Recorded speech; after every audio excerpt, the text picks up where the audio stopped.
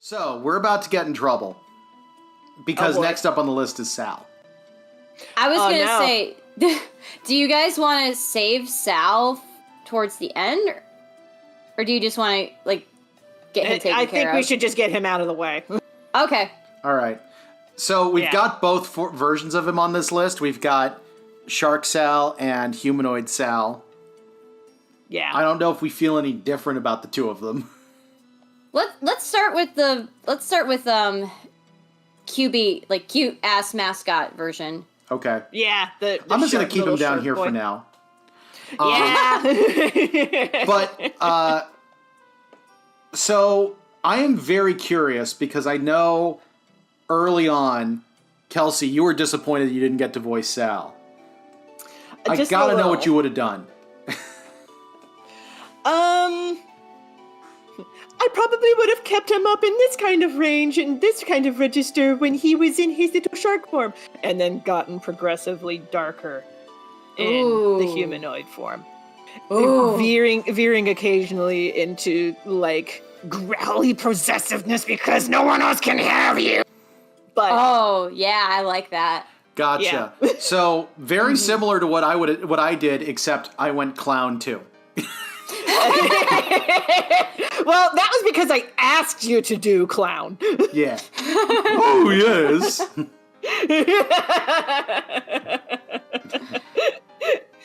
Although you giving Sal that, like, clowny voice at first, that was not me asking you, but you keeping that affect in Sal's human form was me asking you to do that. Oh, yeah.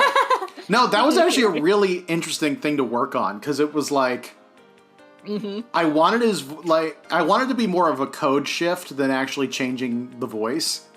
And I'm glad that kind of ended up working out, especially when the character ended up that fucked up.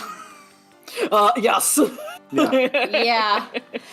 So I guess one thing we could talk about with Sal specifically is he is and I'm saying this because aesthetically he looks exactly like the character. He's very QB coded. Like, he's very QB. He is very much like I'm the super cute friend who helps you on your adventures and wishes you luck in your journeys, who's actually ruining everything. Yeah. What's also funny is realizing that he had, like, hints that this would have been the case if you knew the rules of the Red Sea beforehand. Because he's got the red eyes, which you don't notice because he looks albino. He does. Yeah. Like, and that's one of the tells on albinism is your irises are often red. So like, it's one of those things where I looked at that and was like, oh yeah, it just completely went over my head that was a problem. Yeah. Actually, I am curious. So obviously Sal kind of fits into the twist villain archetype. Yes. What are your guys' thoughts on him being the twist villain? I think it works. I definitely didn't see it coming. I think it works, but there could have been a little bit of better foreshadowing in the first half of the game. I think the biggest problem is we don't know about the Sea of Death until the Sea of Death shows up. That's true. Yeah, we don't know anything about the Sea of Death until suddenly Sal has that, like, heel turn. They kind of dropped tiny little nuggets, like, because at the banquet before the Tosasa invasion, I think Tatsumiya and Clomaki are talking, and they mention Tatsumiya gives us the exposition on the fact that there were two princesses, and that's what caused the Great War. And I think, and then in the throne room at one point, the Helika, Pomo, and Gia were like, oh, is there a possibility that, it's this? And this is clearly meant to be, like, the Sea of Death. But, actually, I'm curious, because, Kelsey, you are a writer. Yes? How would you have incorporated more foreshadowing for Sal without making it too obvious that he was going to be the villain? Oh, okay. So, okay, let me be clear. He's not like the worst example of a twist villain. Like, this compared to, say, the twist villain of Frozen. Oh my Like, god. Yeah, no. Twist villain of Frozen, it's like, writers, what the fuck are you doing? Like, no. Thing is, even This that is- was set up. Like, It barely. Poorly, Very but it was set poorly. up. Very like, I saw the transparent. clues. Yeah. Yeah. No, it was very poor. But like, no, the idea of like Sal being the twist villain, how I would have done it better. I feel like some of that would have been just plugging the Sea of Death more clearly. Yeah. And yeah, just making the existence of the Sea of Death more explicit would make Sal being the twist villain, I think, more satisfying, or at least make more sense. So, because like Sal is so much of the Sea of Death, and the fact that we didn't really get very many hints about the Sea of Death up until the heel turn, it's like, you know, if I were rewriting this, that's what I would do. That's the big thing for me. It's less that Sal... Noted. Yes. Yes, noted for your... What? No. Who said that? What? Where am I?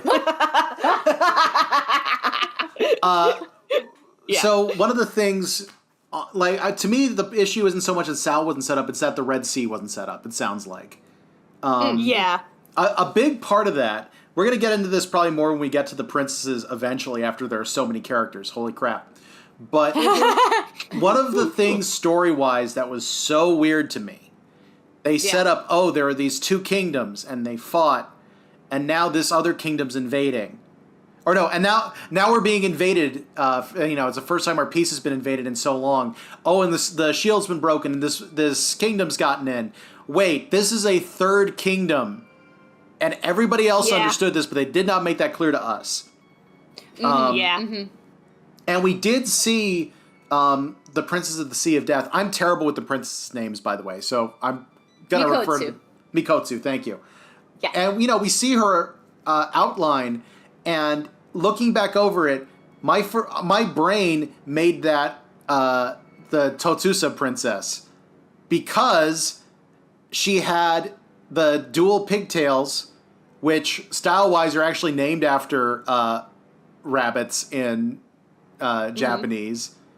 Yeah. And so when I saw that outline, I'm like, oh, this is the same princess. So one of the things that really bothered me when the heel turn happened is the answer was there are 3 princesses. And that didn't feel set up at all. Even though it technically was, I recognize that. Yeah, I get that. The narration could have been a little bit more clear about the existence of multiple kingdoms. Yeah. Yeah.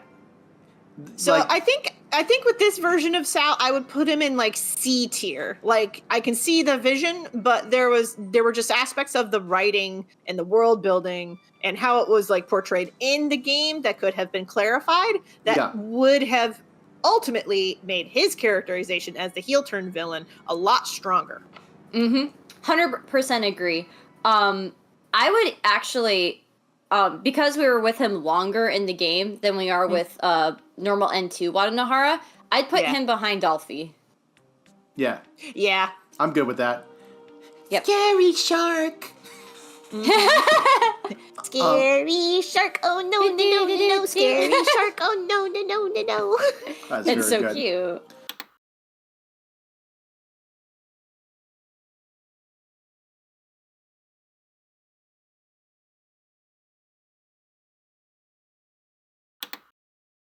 All right, let's get this asshole out of the way.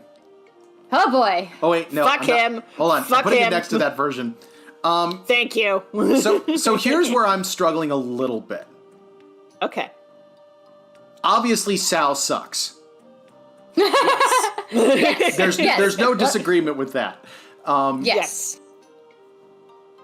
From a writing perspective, he is an interesting villain. I will not deny you that. More so with the extra information, which we're technically not using. But if you're interested at all, we recommend watching those Manly Badass Hero videos we linked earlier, because they go into Sal's backstory, and it doesn't justify anything, but it definitely makes him a more fleshed out and interesting character. True. Not only that, so the other thing that, and this was kind of the thing that I've noticed as the story has evolved, he went from being, I hesitate to call him one note because I do think he's more complex than that as in concept. The manga and the reboot do delve deeper into his relationship with Samikichi and why there is so much bitterness and vitriol and hatred. And it actually adds more to Samikichi's character as well. Yeah, as like an offshoot of that. Yeah, and it's interesting seeing how they build off of each other. That being said, again, that's related to newer content, and that is not necessarily reflected in the base game. Right. It's interesting also because, like, it's one of those things where they set out to create a character that you would hate, and they did a really good job of it. Do you know what I mean? Yes. Like, yes. I mentioned this to Ben because we were talking about the bonus content. I have found myself thinking about how Sal was written versus how a character like Valentino from Has Been Hotel was written. Yeah. And, like, it's interesting seeing where, okay, where does it, what works, what doesn't, what needs to be revised, and what needs to be discarded completely. yeah. Yeah. And I think we're pretty much on agreement that, like, the worst thing about how this character was written was it was all the sexual assault stuff. It was awful. Yeah. Yes. Again, going back into the previous discussion, in the hands of writers who want to discuss the subject matter and handle it in, a nuanced way, in some cases, it can work. AKA, and some people might argue against this. I think in that regard, it works for Valentino's character. For Sal's character, I almost feel like it detracts. Yeah, I feel like a big part of it is when you're writing these scenes, how long do they linger on the fact that this is happening? And there was a lot of lingering in this. There was way too much lingering. There was a lot. There was a lot of lingering. Yeah. Yeah. Sorry, go ahead. Oh, go ahead. No, you go ahead. I was going to say, like, the example for, like, this particular topic that I often like to point to is I like to do comparisons to A Song of Ice and Fire, also known as Game of Thrones, to The Witcher. Yep. Yeah. Because Okay. George R. R. Martin writes a world where this stuff happens, but you never feel like he's glorifying it. Yeah. And Yeah. the guy who writes The Witcher, you feel like he's having a little bit too much of a good time. Yeah, it's honestly one of my major critiques of The Witcher. I'm glad that you could put words to that, because I could not put words to that previously, and now I have it. Yeah. Like, You know what? I hate read those books. Oh man, I'm so Oh, man. You ever have a series like that where you're like, there's some good in here, but then there's all this bad, so I'm going to just, like, force my way through it so I can play the games for which are supposed to be way better. for most people that's Twilight, and yet I understand how The Witcher fit in that category. It sucks because sometimes it was good, and I'm like, oh, this part's awesome. Like, I can keep reading for more of that. And then they have, so I did those as audiobooks, and with audiobooks, I'm very big on the performance. I think that's a big part of it. So I never like to speed it up. I did that at double speed towards the end. I'm like, I just want this to be over. Wow. Wow. Wow, that's Full really respect to saying whoever something. did the reading on that. Sorry I sped through your performance. It's just that book. Those books. Yeah. Yeah, I have thoughts get it. about The Witcher. Anyway. Yeah, we'll save that for another stream. That's true. But yeah, like, I tend to think of that with that particular issue in particular, because George R. R. Martin, like, say what you want, he has created, like, this is a world where dark things happen. He's not glorifying that this happens. It's just a thing that can come up. No, what he's horny about is the food. The food is what he's horny about. Yes, I fully believe that. Like I only really have like context for like I read a graphic novel adaptation of like one chunk of it, and then saw bits and pieces of the actual TV show before its finale. Yeah. I would absolutely believe that man was like horny for food descriptions. Yeah. So going back to human form Sal. Yes. If I were including the bonus content from the reboot, I'd be leaning B tier. Okay. Do we want to talk about the bonus content? I'm happy to talk about it. I'm not sure if I wanted to affect the grade too much, but I'm mostly sticking to base game for my rating for him. Because I honestly felt like the reboot bonus material was like, oh, you're just trying to justify why this character is the way that he is, but that's not necessary. So yeah, that's kind of where I went with the bonus material as far as Sal went. But let me ask you this: how do you rate him compared to Shark Sal? Compared to Shark Sal, I would actually rate him a little higher than Shark Sal. So I don't know about. My initial gut reaction was B, problematic fave. Okay, but I also know that's where a lot of the fandom would also put him. Yeah. It's interesting. Oh, I'm sorry. Go ahead, Kelsey. No, you finish your thought. So the thing about Sal is I look at him, and this is where I'm oscillating between, like, obviously, like, when he's at his absolute worst, he's a giant F tier. Like, absolutely F tier. Discarding that, if you took all of the sexual assault content out of his character and just made him somebody who was obsessed with taking the sea witch, the one thing that everyone believes in, and swaying her to the side of evil. Yeah. I think that could have been really fascinating. I think that's so interesting because that... True. And I think you could have done that without that... without the sexual assault. Yeah, I agree. Exactly. Sorry, go on. Where was I going with it? No, you're good. I was thinking about other characters who have... In recent media, I was trying to think of other examples that aren't just Hazbin Hotel. And I forget the name of this character, so Kelsey, feel free to jump in. Okay. I almost feel like, what if you took this character in the direction of the vampire overlord that Astarion was stuck with? I forget his name. Oh! It's something to the effect of Calthazar. Or Calthazor. I think that's it. Cazador! It's Cazador. Cazador, that's it. Yeah. Or heck, even if you took him in the direction of, like, the demon that Will is contracted with, like, because especially with the context of Bad End 2 in mind, with how Sal tempts Fukami, Sal is a much more interesting villain when he is convincing people to give in to their base desires, not acting on his own. I'm going to throw out another analogy there. Emperor Palpatine from Star Wars. Okay. Do it. I can see that. Do it. Do it. Yeah. So, okay. Okay. Here's an angle. Also, as an assault survivor, there is something to be said about how sexual is as a force of power over somebody else.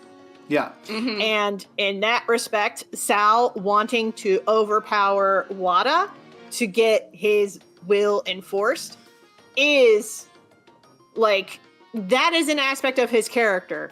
And I feel like that's something that should not be ignored necessarily. Right. Now, how the sexual assault stuff is portrayed in the game, I have notes.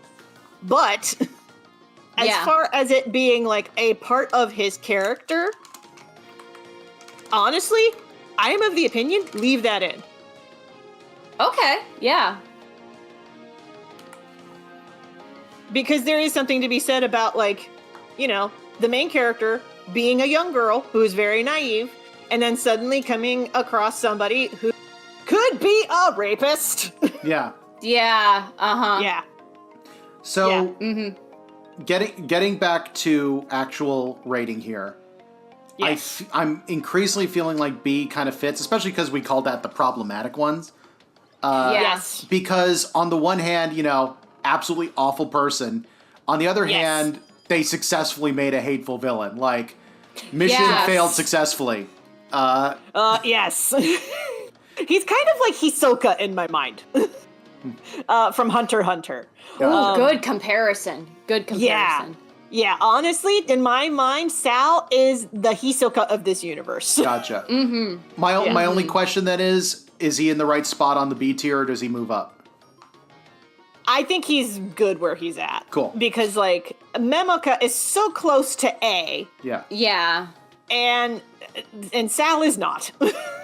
Yeah, and there's also enough with Sal that I feel like he's almost borderline top tier C division. Like, there's enough there that, like, if they really took the time to, like, flesh him out further within the base game, we could potentially have, like, a fantastic, an even greater villain. Like, one of the greats, potentially. Gotcha. But there is enough there that is just, like, he needed another pass in the revision board. Yeah. I will also be honest, he's not A tier for me because of normal ending 1. Oh, Yes. yeah. Mm-hmm. Yeah, absolutely. Well, I think even without it, I probably wouldn't have put him at A tier. But yeah. Yeah. Yeah. Yeah. I think he's good where he's at. He's good where he's at. I'm going to jump order a little bit. Moving on to someone much more pleasant. Oh, Clomaki. Yo! What up? What did she do in this game? Yeah. I'm not actually putting her at A, just to be clear. I just wanted to get higher. Like a good visual so that we know who... You know what? We can barely see her. I'm going to bring up a proper picture because she's got the black background. I'm kind of with you on that, though. Apologies in advance to Chloe, because I know you really like this character. No, go for it. Go for it. Yeah, no, she does strike me as a fun character to voice act for, but... Ben, your thoughts? My big thing with Clomaki is it feels like she doesn't really fit that well in this story. Like, she's one of the people who comes in from the outside who kind of, does a little bit of stuff and then disappears. Also, she's a little bit of a bully. I'm just going to say it. She absolutely. is definitely a bully. The only narrative thing that I can think of that she did that actually helped progress the story forward was showing the kind of blood bond that witches and familiars can have with each other, where it's like, if a witch can give a familiar even just a drop of their blood, suddenly the familiar is, like, overpowered for a short period of time. Yes, you're talking about the extremely shippy moment. The extremely shippy moment. Yes. Which, Clomaki, like, that was the only narrative thing that I can think of her, like, actually doing that's, like, Clomaki had to be there to do that. But even then, that's, like, what would have prevented Tatsumiya from explaining this concept? Yeah. Right. The other thing about Clomaki, plot-wise, when we first get to Deep Sea Town, she is there with Lobko. She is the audience. She's the character that is like, y'all need to explain this to me, because if you don't explain it, y'all look like an asshole. Because she's the character that is like, hey, why is there a giant moon in the ocean? She's like, hey, what's going on with the kingdoms? What's the deal? What's the deal with airplane food? That kind of character. Yeah. I think in that respect, she kind of worked. But yeah, I think the biggest problem is she had a lot going on that was happening in another story. Which I think kind of hurts her ranking for me in this. Yeah. Kelsey, what other thoughts do you have on Clomaki? She's one of those characters that a lot of her narrative purposes could be filled by other characters in the narrative. So, like, her being in the game does feel like, why is she here? And knowing that she's a cameo from other games does explain it. But for me, who has not played any of those other games, except for Mogeko Castle, which, yikes! Yeah. Yikes forever. Yikes forever. Like, you thought Sal was bad. Whoo, boy. Yeah. Yeah, no, just knowing that Clomaki's from another game, like, yeah, sure, adds charm factor, but maybe this is just the kind of writer that I am, but I would rather have stories be able to stand alone on their own 2 feet without having to, like, shoehorn in characters who are cameos from other things, but not have them do much anything else. I'd like to take that, just modify that very slightly, in that cameos are fine as long as they're just cameos. Clomaki was kind of pitched as an important character. Yeah. Building off of that. Oh, I'm sorry, Ben. Go ahead. No, that was pretty much it. So the interesting thing for me, like I said, is Wadanohara was my introduction to this universe and this this creator's content.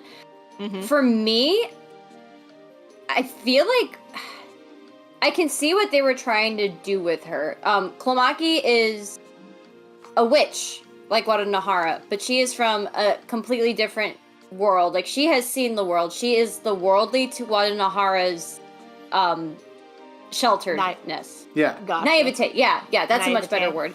Yeah. And I think what makes Clomaki interesting to me is that, especially after we see, like, the interactions with the Great Witch and Wadanohara, Clomaki seems, and this might just be me reading into it, she doesn't seem all that happy with the way that the Kingdom of Witches is.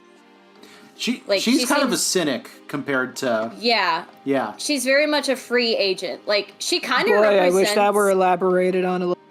Yeah, exactly. And they do kind of build on that in the bonus content. And in the mainstay game with that extra scene with the Daimajo and Clomaki. Like, Yeah. and I do think it's interesting. I do like the dynamic Clomaki has with Wadanohara. It gives big sister, little sister energy. Yeah. Yeah. I almost wish...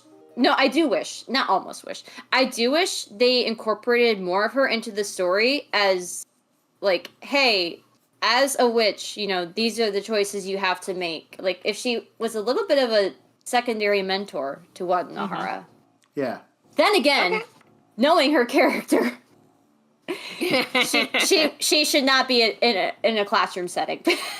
Well, I also Gotcha. think, like, there's the mentor who's like, this is what you must do, and the mentor who's like, this is what I'm going to do, and I was like, well, I'm going to do the opposite of that. That's also a type of mentor.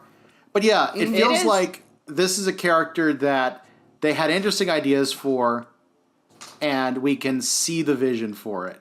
But Yeah. Yeah, she's definitely on the low C end for me. I might put her higher than Blue Sea Witch. Really? Do I want to put her next to Sal? Don't want Blue Sea Witch next to Sal. For me, personally, I put her... Personal enjoyment, like personal biases, Yeah. I do love Clomaki. I love how sassy she is. I love how nobody is immune to her ribbing. Yeah. I put her kind of near... I almost would... For me, personally, I'd put her above Dolphy. But again, that is extremely biased. Okay. I'm honestly I okay I'm kind of okay with that, just because... I'm honestly good with her being between Dolphy and Sal. Yeah, I could agree with that. Okay. Works for me. All right, who should we grab next? Ooh. I'm going to do one for Kelsey. Oh, Tarako! Octo moi. My babe. Yes, that's exactly where I was going to put him. Yeah. Yeah, I'm kind of leaning low S, high A for him. Yeah. Uh-huh. I mean, not much to discuss there. Not really, no. Yeah. No, he's just a baby, and he's just like, Octo-kiss. Yeah. I'm just going to be cute. Cute, but also, like, he's so, like... He's sweet so... in his own way. He's a troll. Yeah, Yes. he's a troll. He's a troll, but he's also, like... There's something so, like, darling about the fact that he's just, like, he sees the world the way he wants to see it. And he wants to believe in his friends. And he wants to believe that he's just like, oh, Samakichi's just going through a phase. Like, he'll come back tomorrow and everything will go back to normal. Yeah. I will also say, the Octopun's short. I've gone back to a lot. Us just torturing Chloe. Octopi. Also, on a more serious note, can we talk about Tarako in normal N2? Like, he doesn't do... Oh, yeah. No, I had to remember which ending. Yes. Yeah. Him being the one to, like, try and comfort Samakichi. Yeah. And just be like, hey, you know, we're still here. You know, she's gone and it's awful, but we're still here. Like, there's something that... And that's, like, the one time that he calls Samakichi by his actual name and doesn't call him. Yeah, it's... deceptive. He has deceptive depth to him. He does. It's true. I would have loved to see him throw a punch in one of the fights. Like, Octo Punch! No, I mean, he took people to the Octo Room. Like, that was him doing that. He did. That was him doing that. That's true. I absolutely believe it.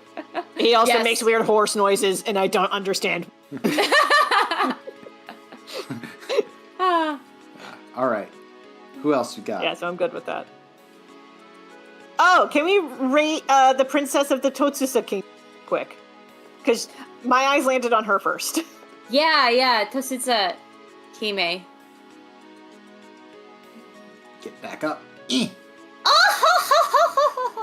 Yeah, that's correct. I do like the design of all three princesses. Yes. Yeah. As far as Princess Totsusa herself, it is very funny to me how very quickly she goes from like, I'm going to kill you to, I'm so sorry. Oh yeah, no, she's a child, like 100%. Yes, like absolutely. She was throwing a tantrum, and then she got. Here's the thing. Yeah. This could have all been solved if she just had a snack and a nap. Yes. Oh my god. That is so true. You are so correct. What did someone in the comments say? This war could have been an email? Yeah, that was Gary. Yeah, this war could have been an email. It could have. It's so true. Could have. Oh my god. Yeah. But yeah, I thought the biggest complaint I had about her is that she ended up being a pretty massive red herring. But here's the thing: if you're gonna have a red herring, you need to be setting it up for some. There has to be something you've set up that this is a red herring for, and they didn't set up the Red Sea Kingdom enough for her to work. Yeah.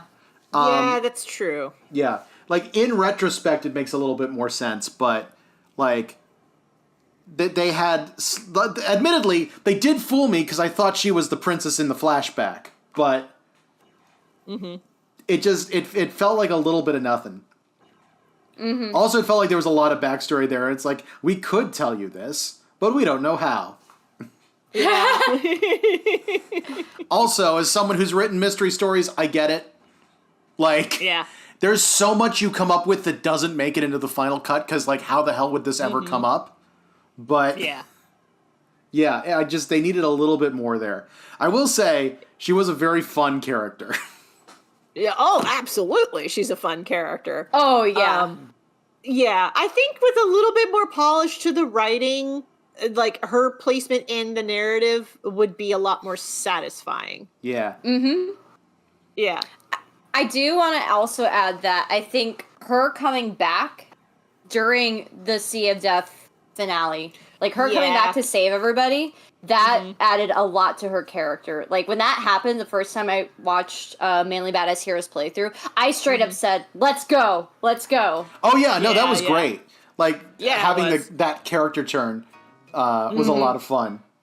Yes. That being said, I personally, I put her near the top of my problematic faves. She committed war crimes, but she's a little bit of a blorbo. Yeah, a little, yeah. I think I'm okay with that. I'm feeling pretty good about that, yeah. Yeah. Yeah. Like, it's one of those things where, like, she's a little problematic. She's also just a doof. Like, you can't be that mad. She's a doof. Yes. Yeah, she is absolutely a ditz. Also, her using the knives, I thought was really cool. Like the burning knives? Yeah. That was cool as hell. Interestingly enough, about one last thing about Tosusa, if you look at her rabbit ears, they're not real. Yeah, no, those are like a headband. I had noticed that. I think it's kind of interesting. I wonder if that, like, is uncommon for her people. Like, but again, none of that is explored in canon. It might just be a goofy thing. But I think, you know, she has one of my favorite character designs in the whole game. I love her little bunny. Yep. Next up. Oh my gosh. That's right. To be clear, we're not rating the princess. We are rating the fish. I was gonna ask seriously. How do we analyze this? Are we rating them as a unit, or are we rating them as a unit? I think. Because I think it's a unit. Yeah. I thought she was a very interestingly handled character, especially when we learned why she sleeps all the time. Yes. I also could do I could also do the fish's voice all day, every day. Yeah, no, the fish's voice was great. It was such a good bit. I still sometimes circle back to the short that you made of like, I feel the same. I love that one. The funny thing was, like, I played it completely straight, and I didn't even realize it. I was just like, oh wait, hold on. That's what made it even better. Oh my gosh. Yeah, I also really want to talk about the character's design, because we all went nuts for this outfit. Yes, we did. Oh my god. We did. The shirt looking like a fish is eating her, and it's so heckin' cute. Look at this design.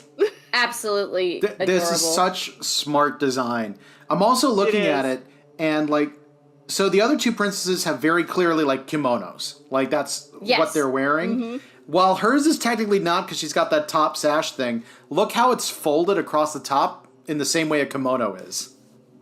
Yeah, yeah. So it has hints of that, and is also fish mouth. Yes. Oh my god.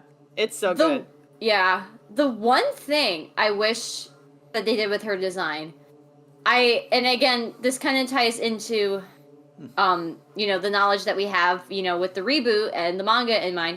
I kind of wish she had a bit more dragon-like elements in her design. Yeah. I don't know where you would put them in. But antlers, scales, like her dad has. That's what I do. Oh yeah. Oh, for anyone scales, though, like, for anyone who's seen any of the art in the reboot thing, the Sea King's shown, and he kind of has like these antler horn things. Yes. He also has dragon-like hands and a dragon tail. Although, this is entirely my own headcanon talking, so don't let this influence where we put her in the ranking. I almost wonder if she looks so radically different from her father because she's weaker than him. Like, maybe maybe like as time has gone on, like the royal bloodline has gotten weaker, and that's why she looks more human than dragon-like. I thought she was like a direct line, like, daughter to the Sea King. Oh no, she is. So again, my whole theory makes no sense, but my brain was just like, maybe that's why. Yeah. I know some of your headcanon, so I get it. But yeah, Mm-hmm. I don't know. I really like her design. I honestly, I kind of want to put her in A tier mostly because of the design. Yeah. I kind of want to put her in A tier, but this is purely a me thing. The performance of the fish. Yes. Yes. No, the fish would be S, but she's B, so it balances out. Yeah. There you go. There you go. It's math. It's math. That is how the maths. The only question is, where does she Exactly. rank with all these guys? Ooh. I'm inclined. I think she's in the right place because plot-wise, Fukami gets a little bit of a leg up on her. Yeah. True. Yeah. I understand why she didn't get a whole ton in the narrative, because it turns out she was asleep most of the time. Yeah. But yeah, I think A is a pretty good spot for her, and where she's at is good. Also, maybe this is just me. Maybe I've been hanging out with Chloe too much and my shipping eyes are on. There's something very weirdly cute about how it looks like she's standing next to Fukami. Oh, Do you see it? Like, she looks awkward about it? Yeah. It's really, it is I can cute. see it.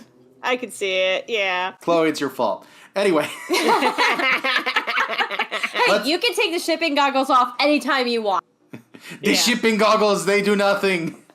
And now we've got Princess Spooky.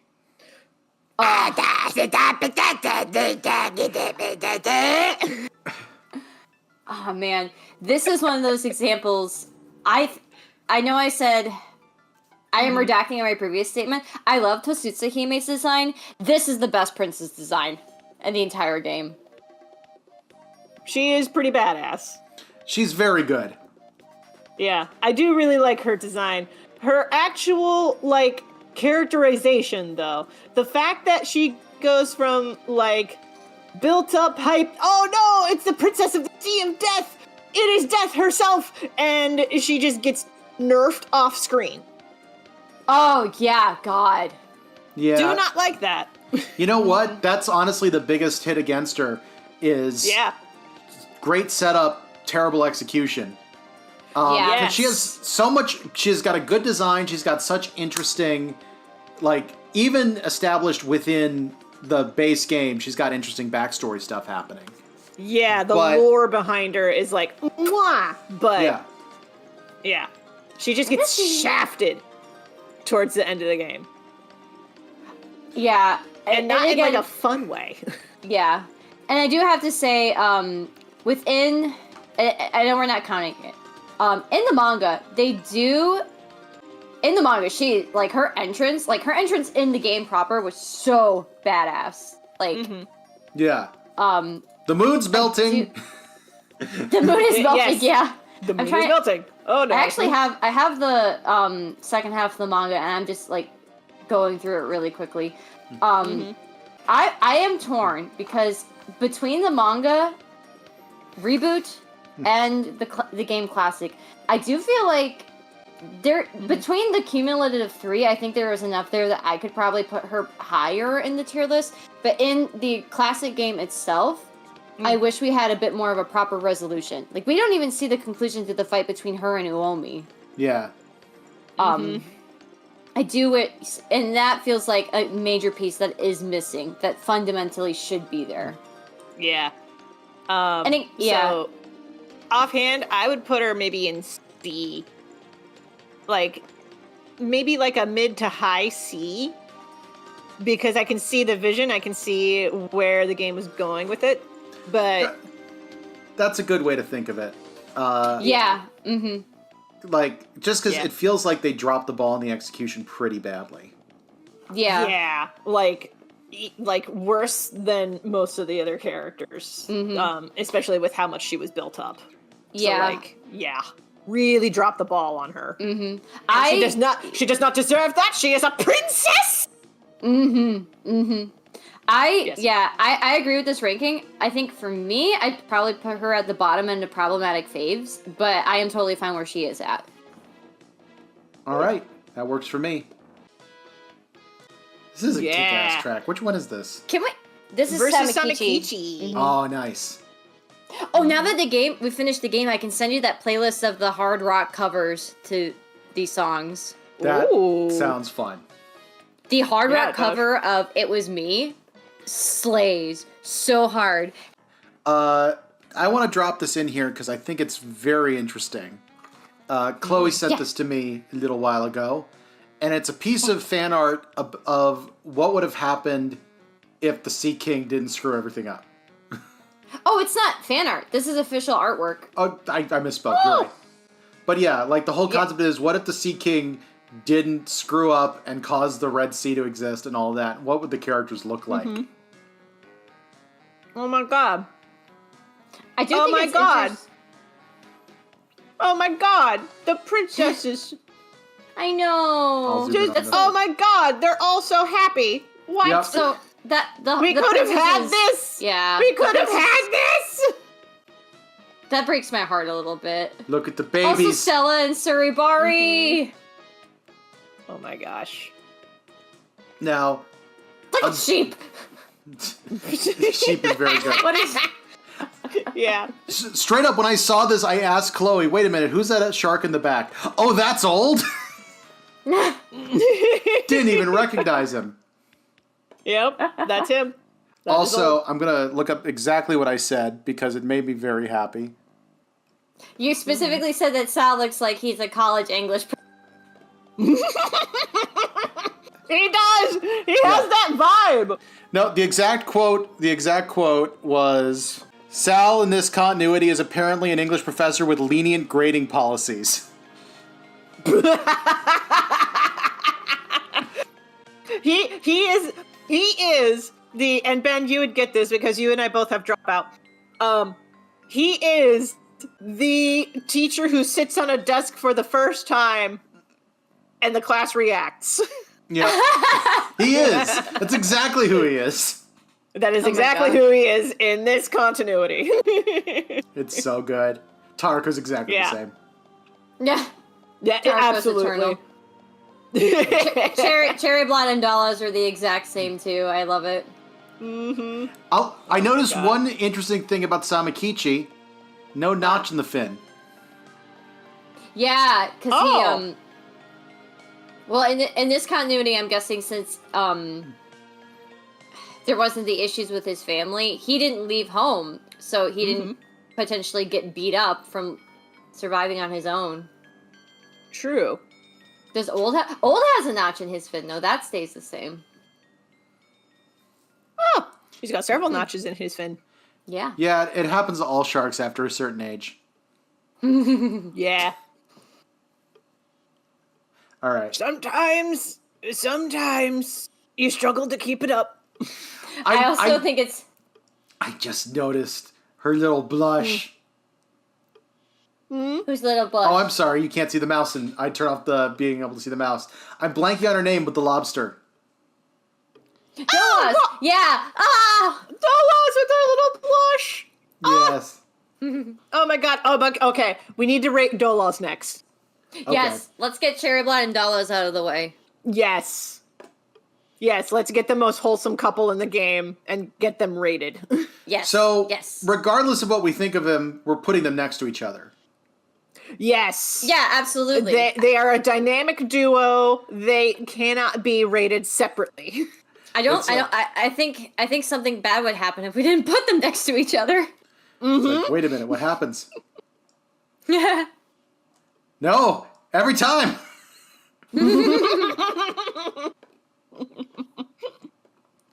Wait, just because it's going to make me happy.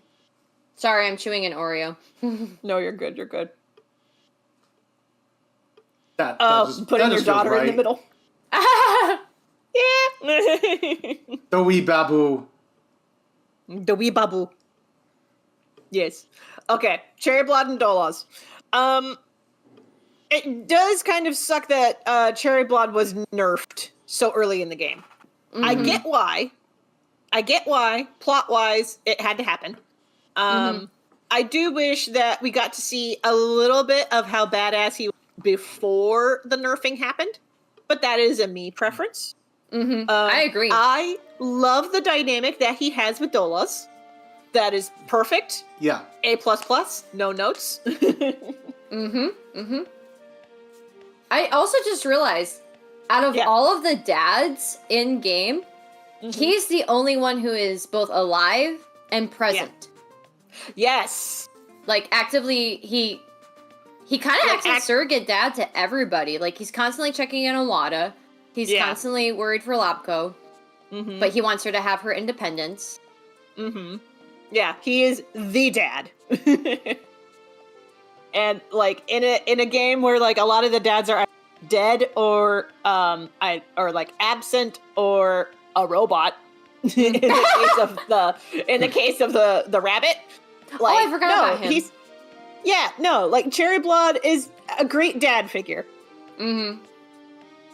Honestly, with a change in art style, DILF. Yeah, oh yeah. My God. What was it that someone kept calling him in chat? They said he was the vampire twink. Yeah, oh my God. It was very funny. I will say, on his character turn, I actually kind of liked that we didn't see that much of him on the other side. He kind of felt like the tavern keeper who used to be an adventurer. You know what I mean?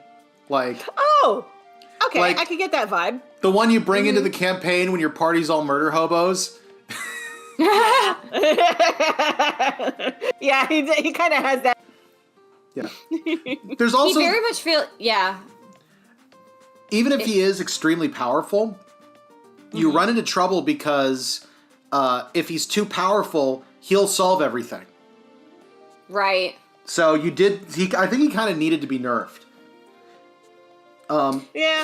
Here's an opinion that I have tossed around, or a thought that I have tossed around a couple of times. One of the things, on the whole, about the game that I have thought to myself, and feel free to disagree with me on this. I don't even think I agree with myself on this. One of the things that I have thought is, would the events of the game have more weight if some of these other characters died? Oh. And I'm looking at Cherry Blood, and I hate to say it, he radiates Hugh's energy so badly. And I love and hate that. I'm going to die. To quote... I love my daughter so much, and every dad who so much dies in the narrative. To quote Yahtzee from Zero Punctuation, he's a character who reads, "I'm going to die or turn evil."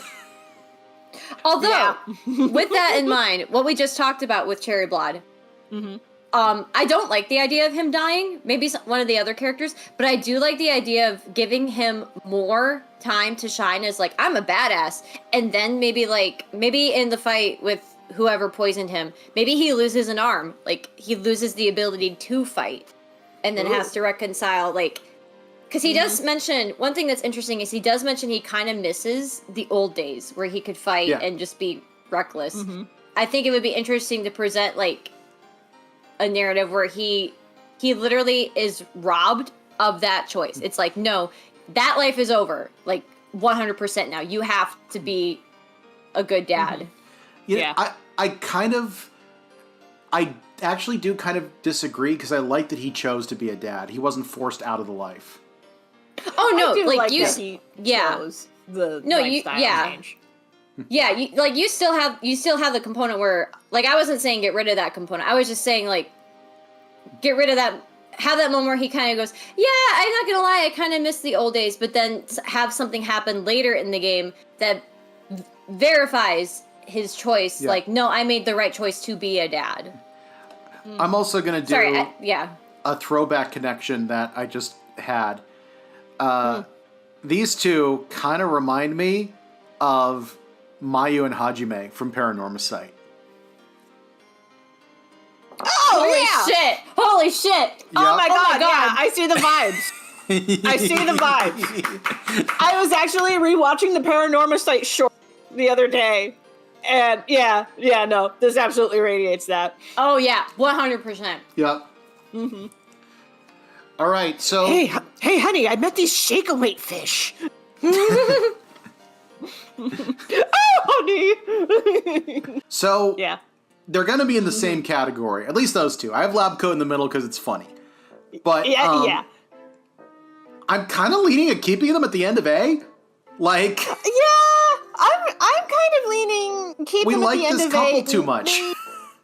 Yeah, I really like this couple. I would almost put them a little above Princess Uomi, just because I love their dynamic so much. I'm down for that. But Fukami does get a lot more character, like, exploration than those two. Mm-hmm. We just decided to boost them just past Princess Uomi, and that's where they're going to stay. What about Lobco? Ooh, Lobco. I don't like that her role was to just be the bullied one. Mm-hmm. And then she didn't really get a chance to, like, you know, set a boundary or be like, no, I'd rather just not. She was kind of funny in that. Yeah. I also find it funny putting her next to Klamaki. Yeah, I do agree. Why do I get the feeling that the ahead. shippers of those two are problematic?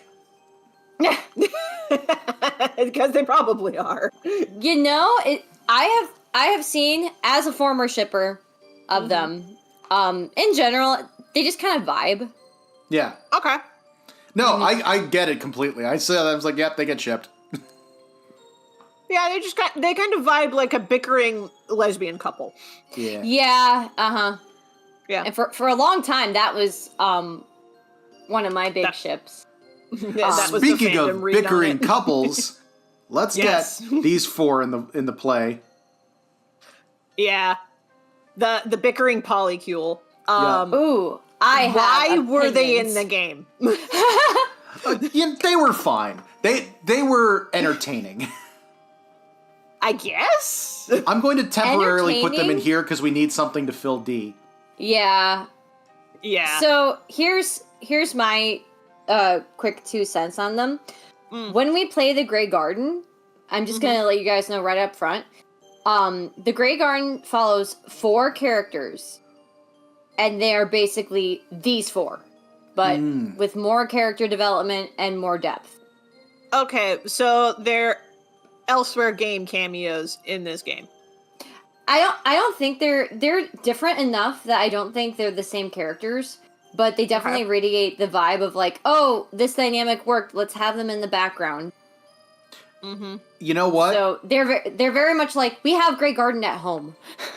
I put them there as a joke, but this is the Wada forget category. I 100% would forget these characters existed. Mm-hmm. Yeah, I honestly, thinking about those 4, I was like, they're D for me. Yeah. I love all of their designs. Like, design-wise, these are some of the most interesting of the Sea Kingdom. Yeah. Specifically because their motifs are so clear. But, oh, sorry, I got interrupted because Sal's theme came on. It was me! But yeah, they really don't do much to the story, do they? They don't. They just They're exist comic to relief. be rescued. Like, They're comic relief. They're there to be in peril when the rabbits come in to invade, and you know all what I of think that, part of the problem so- is? This game didn't really need comic relief. Because, like, the sections that they show up in are already kind of funny. Yeah. And a lot of the characters also have their own humor. Like, we have a Tarako. Mm-hmm. We have Tarako at home. Yeah. Yeah, we have Tarako at home. Yeah. Like, if they had been given something to do, that would be one thing. Yeah. All right. Oh, man. I just had a thought that might have been funny. What if, and I'm not saying it would have worked because I don't know where you would fit it in. They're treasure hunters. What if there was a bounty on Samakichi and they tried to cash it? That would have been great, actually. That would have been really funny. Been great. Why was that not in the game? I wasn't sure how that was gonna, how well received that would be, but I'm glad you guys liked it. Yeah, Chloe, you're gonna need to put that in your fanfic. Oh, it's I'm going sorry, in. It's but- going yeah. in. Yeah, it's not optional. Yeah. Write that down. Write that down. We've got the next polycule. Okay. Although, actually, Oh yeah. help me remember. It was these three? Yes, those three. Yeah. Yeah. Helica. I'm blanking on the blue-haired one's name. Miura. Seguro? Yes. What was the blue-haired one's name? Miura. Mira. Okay.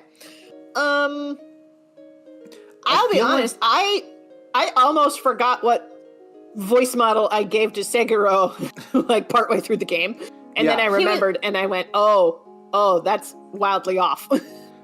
He was kind of like a British version. Well, no, I mean Nigel's just British. He was kind of like Nigel.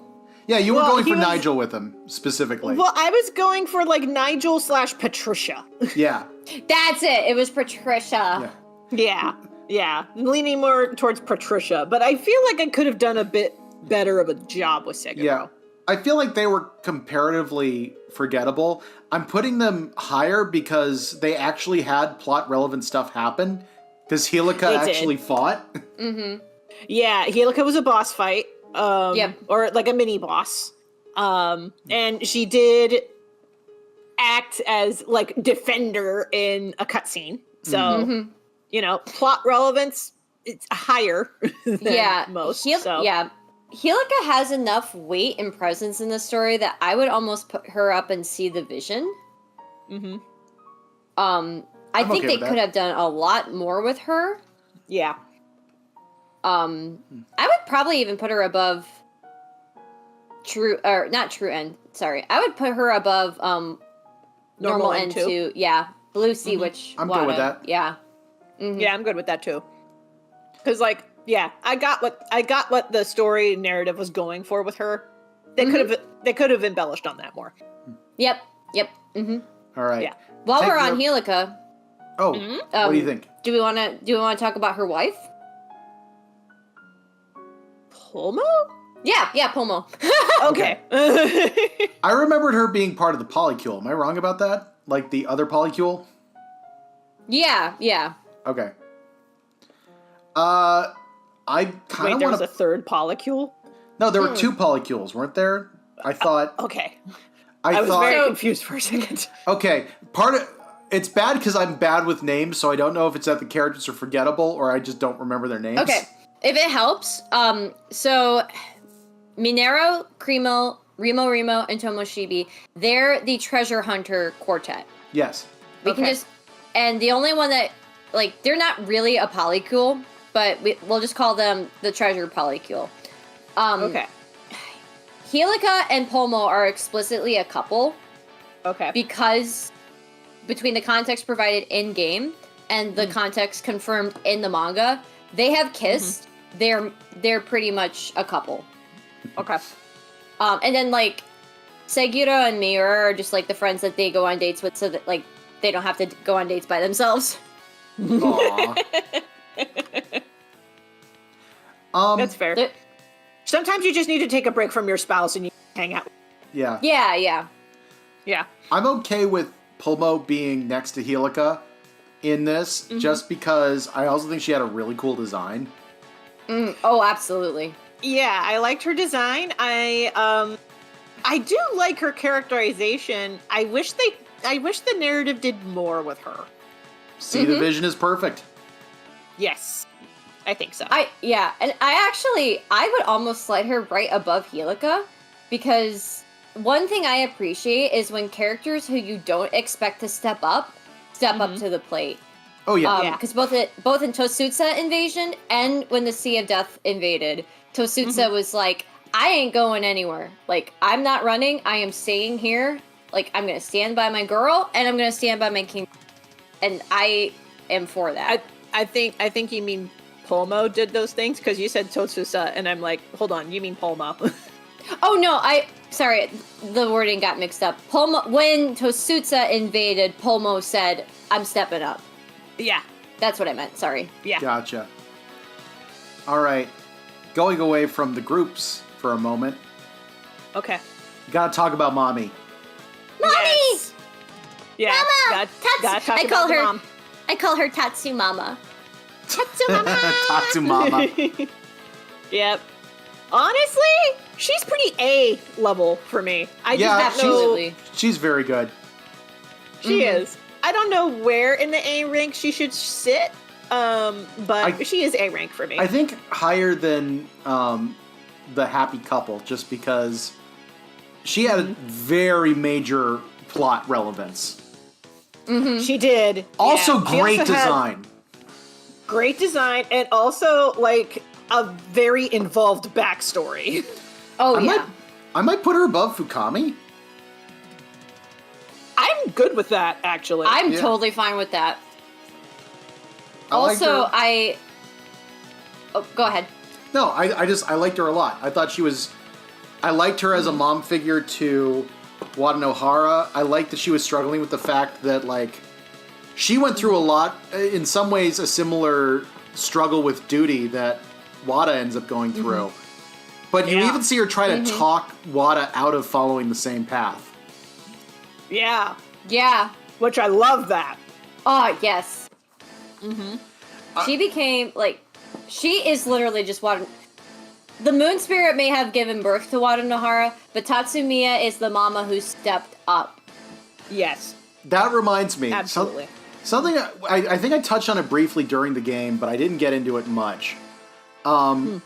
So it was pretty obvious there was going to be some kind of major backstab turn at some point. And I was kind of under the impression that everybody in the Sea Kingdom's court was going to turn out to be a bad guy that was basically controlling and brainwashing Wadanohara, including Tatsumiya. Ooh. Like, I thought it was going to be a room full of Sals. Wow. Okay, not that bad. Not that bad, but... I was about to say that would be a very different game and veer a little closer to... Basically, as dark as it ended up, Yeah. basically, the darkness that we actually ended up in was basically, I was like, oh yeah, there's going to be like 5 villains. And it's like, no, Sal is the badness of all those villains. Yeah. Just You know what? All of Let's say 5 villains olds. you were theorizing. I was wrapped picturing up them into all one. to be olds, basically. About that level of bad. Oh, okay. Yeah. I follow. Okay. Yeah. But yeah, like, I was kind of expecting to find out that Tatsumiya was a villain, and, like, there was going to be a boss fight, and it was going to be the, kill your parents so you can move on part of the hero's journey. Yeah. Which would you rather have, a room full of olds or one Sal? I mean, old folded pretty quick to the Orca. He did, yeah. I beat Orca with, like, 3 life preservers. That's true. Yep. You are correct. But yeah, I think it's good placement for her. Speaking Absolutely. of old, no, actually, Yes, I was going to do that, but first let's get Orca out of the way. Orca. Yeah, let's get Orca out of the way. Sorry, but like in game, love Orca. I have no context for what he is like in the other game that he's in. Yeah, But just in Wadanohara, like one of my favorites. I'm a little, Yep. I'm a little torn because he feels like he falls into 2 categories for me. He's right on the border of B and C for me in a lot of ways. Because on the one hand, he is a little problematic. He's both he absolutely beats the shit out of Samakichi for no good reason. But also is like such a weirdly a gentleman to Tatsumiya. Yeah. And I also feel like See the Vision also kind of fits, because it feels like we got a glimpse at this interesting character, but he didn't actually quite fit in. Yeah. So Yeah, no, I feels, get that. feels kind of similar. Yeah. Yeah. I get that. But part of me also just wants to do this position so Tatsumiya can top him. Yeah. Your ship dynamic is men getting pegged.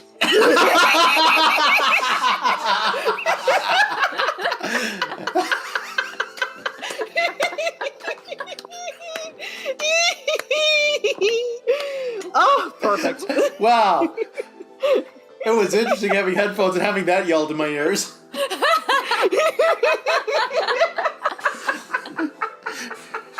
But anyways. I love streaming with you guys.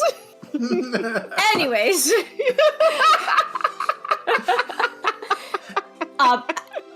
Shockingly, it's kind of funny that you put him right next to Sal because that is a very popular ship. That's a very popular rare pair in this game. Oh, I can see it. Yeah. What was that? What, he beats the shit out of Sal, but Sal's into it? Like... Yes! Yeah, okay. Oh yeah, I absolutely see it. Hey, I'm going to bully the shit out of this shock. Read my previous statement. You're into ships with...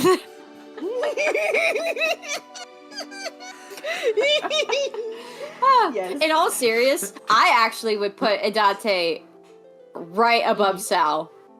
Like... Really? He has the Spike Spiegel energy where you know Tatsumiya would kick his ass. Oh, Tatsumiya would absolutely kick his ass. There's also something about, and again, maybe this is just how the fandom has swayed my idea of him. One of the popular AUs is, what if Idate became Wadanohara's familiar?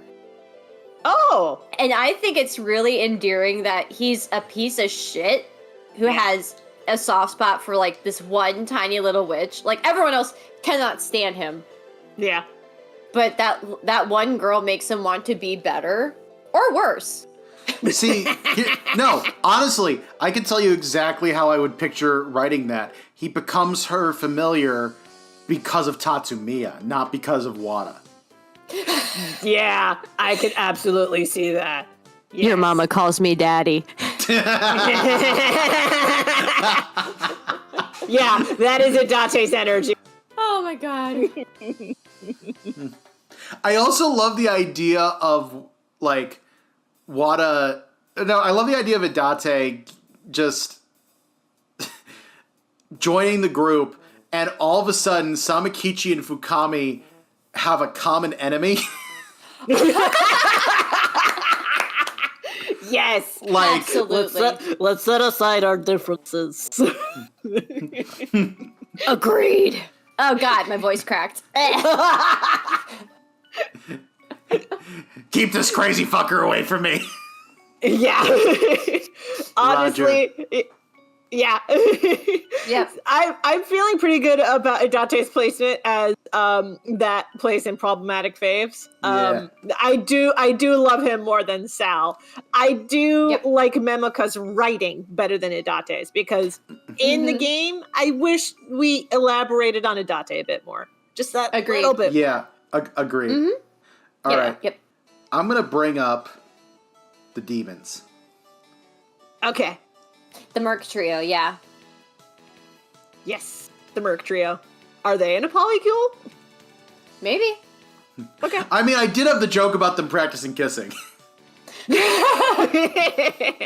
All right. From a voice acting point, I did really enjoy playing Laurencia, and not just because it was basically my talking voice, but I just really like the idea of a demon showing up and just being like, all of these wee babies. I don't even have to flex that much. Yeah. I also had a lot of fun with Vermilion because well, one of the other things, I'll tell you exactly how I picked this voice. I looked at this character. I did not register that they were in theory designed to be AFAB. That didn't click with me looking at the design originally. I thought, how would Matt Mercer voice this demon boy? Yo. And I was basically trying to do fair. Specific Matt Mercer voices that I've heard in my head. And that's what I went for. And as soon as we found out, that's supposed to be female, I was like, you know what? I'm sticking with it. It's perfect. Yeah. Perfect, yeah. But it's very comfortable being down on this register. I imagine, yes. probably for the same reason that Talus and Jaffe playing Caduceus. Because it's just my normal talking voice, just in the lower register. That's rough, buddy. Yeah, that's rough. Vendetto, oh god. I do kind of wish I picked a different voice for him, but I also, like, I just looked at him and I went, no, that's a gravelly voice. As Like, someone who does a this- lot of gravelly voices, I get it. Yeah. I mean, look at this guy. Come on, look at this guy. He has bandages on his arms. What are the odds that he has bandages on his throat? God damn. You know what's funny? Vendetto, like, the first time that I saw him while we were playing this playthrough, there is a character in the second Danganronpa game that looks almost, design-wise and clothing-wise, looks identical to Vendetto. And I know 100% if we ever showed them to you, Kelsey, and told you about their backstory, you would love that character. Okay. Is it the Ultimate Yakuza? Am I thinking of the right guy? No, not Mondo. I was thinking Gundam Tanaka. Oh, yeah. Yep. Yes. AKA Best Boy. I will not hear any arguments. Danganronpa 2 is so good. I'm just gonna smile and nod. I have no context for any of this. All you need to know about Gundam is they pretend that they're like a lord of darkness, but they have 4 hamsters that live in their coat. Oh my god. Oh my god. Yep. Oh, Why man. is this? Why is this Kuwabara? Here's the thing. He is. I'm just realizing I did my Vermilion voice when I streamed Danganronpa 2 for Gundam Tanaka. He Are you talks just saying that very they're- deep and serious like this. Are they all Gundam Tanaka?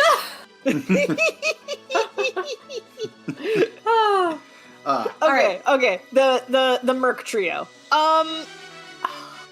I really wish they had a bigger role in the game. I mean, they are boss fights. They are the mercenaries for the Tosusa Kingdom. But and I do think that there is something to, like, Vermilion knowing Wadanohara beforehand, but, like, in the game, that's all we get, is just them looking at each other and being like, oh, man, I wish you weren't here. This makes my job awkward. Yeah. There's also the factor that, like, the existence of demons feels kind of shoehorned in. It kind of does. It's like there's no real, like, up to that point, it's like, wait, there's a hell in this world? There's demons in this world? Yeah. What? And unfortunately, that does, well, fortunately and not fortunately, that does play into the bigger lore of the universes that the creator has created, because as we'll see in Grey Garden, that is very heavily an angels and demons game. Yeah. And they talk about how, oh, there are other worlds with other angels and demons. So I'm inclined that ties to into put where them these guys fit. just to the right of Shark Cell. Yeah. Because, like, we see that there was interesting stuff there, and it's just something we really wanted to see developed more. And I feel like Sal edges them out because he's so important to the story. Yeah. If the narrative tied in hell and the existence of demons, or even just hinted at it at the first half of the game, Yeah. I would rank them higher. Or alternatively, like, I wish that their boss battles happened earlier in the game. Like, maybe on one of the islands. Ooh, and yeah, then maybe where they recurred could again be later. Yeah, where they could be like interstitial boss fights as you're trying to repair the moonstones, and it's like, hey, I'm just a hired mercenary for Tosusa Kingdom. Don't be picking a fight with me. Oh shit! You know what would be even cooler? If you ran into Ver, and but you don't fight Ver. Like, Ver could be like the first boss fight. Like, Ver's boss fight could still happen in game, but when you see them on the islands, they're just like, oh, haha, hi. What are you doing here? What a coincidence. Yes. And then that kind of, yeah. So, and having a moment where it's like the two of them are like friendly, and then the next time that they see each other, it's a boss fight. Yep. One of the other things that this kind of brings up, because this is one of the big ways I would rewrite the game. Okay. I think there needed to be more flashback sequences.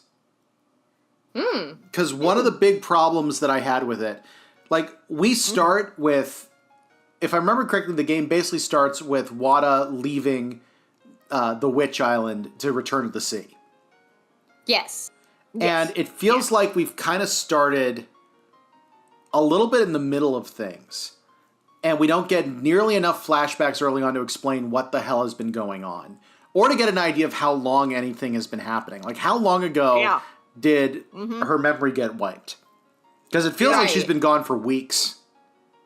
And one of the things that I think would be really good is they have a flashback and show, Wada met Ver, and then they show up again later. Like, that would be a good payoff. I also want to know... I like that. I also, they did a brief flashback to meeting with the Great Witch, who we'll get to. But, Don't you sass me. Don't you sass me, woman. But yeah, the meeting with her, because she has amnesia, and I think, does she know there's a curse on her of some kind? So, she knows that her memories are missing.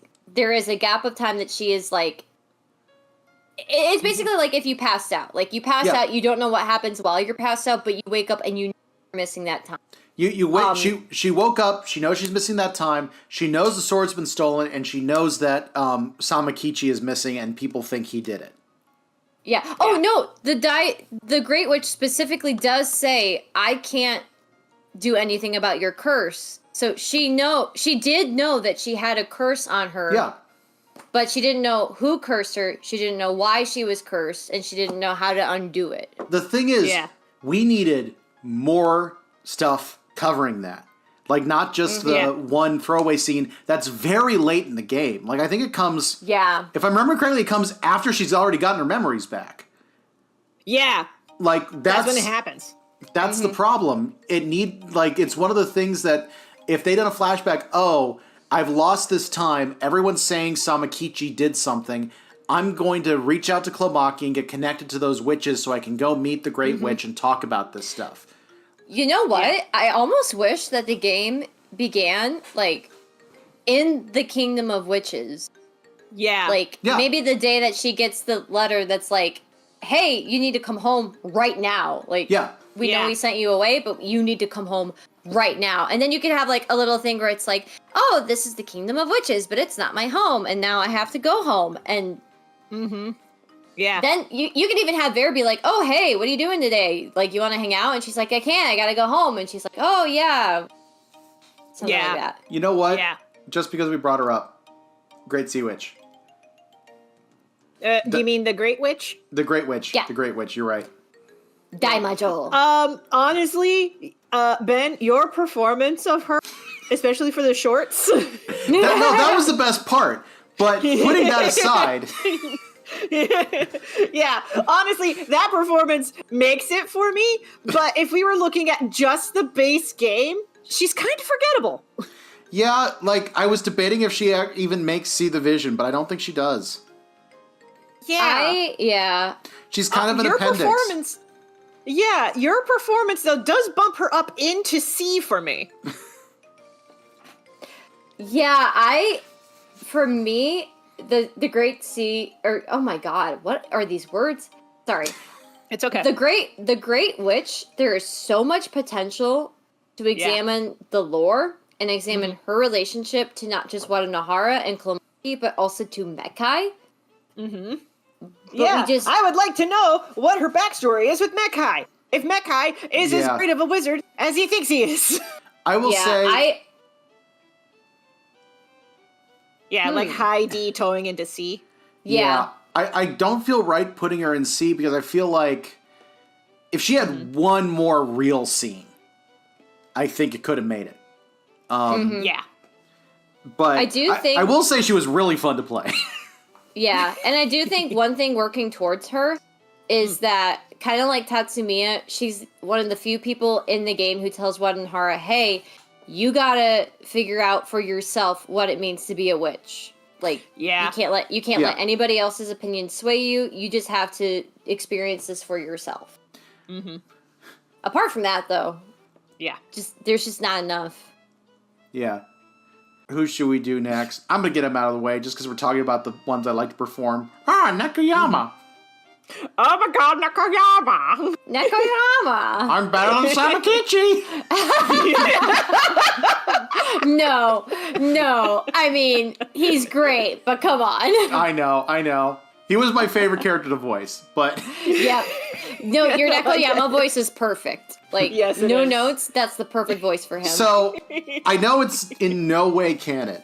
My crack fan theory is that Nekoyama's behind everything. That makes me laugh so hard. Nekoyama's behind what? Oh, you see, I was the true ambassador of the Sea of Death. Oh. Because he delivered the letter that caused the war to happen.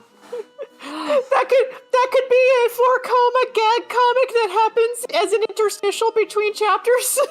Oh my I am god. more than a mail carrier. I am one who performs the magic of death. I am Necroyama.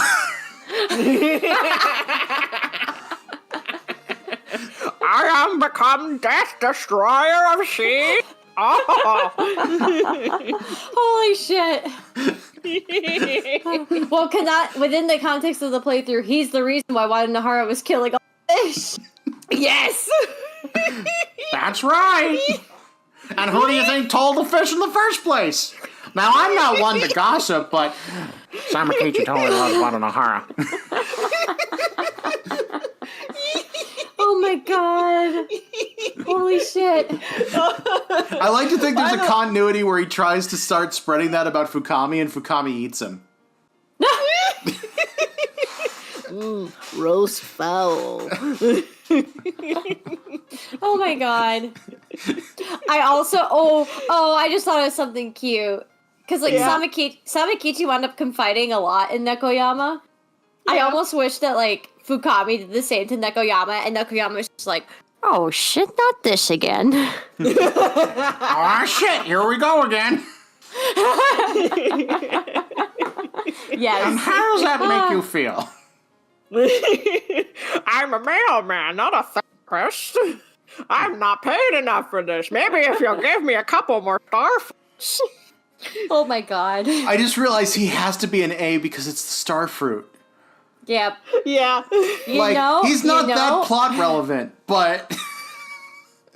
But he does love him some starfruit. That's true. I almost think we should put him behind Fukami. Ooh. I'm always right behind you. No, yeah. Well, in this case, I'm in front. Purely because, A, the vocal performance just made him even better. But in-game, like, I just like the relationships he has with the characters. I like how goofy he is. He's just fun. Yeah. And He honestly, is a very fun guy. in a weird way, like, he does have pretty serious plot implications. He's the one who encourages Samakichi to ask out Wadanohara, or confess to Wadanohara. He helps Fukami with getting the ocarina back to her, like... Yep.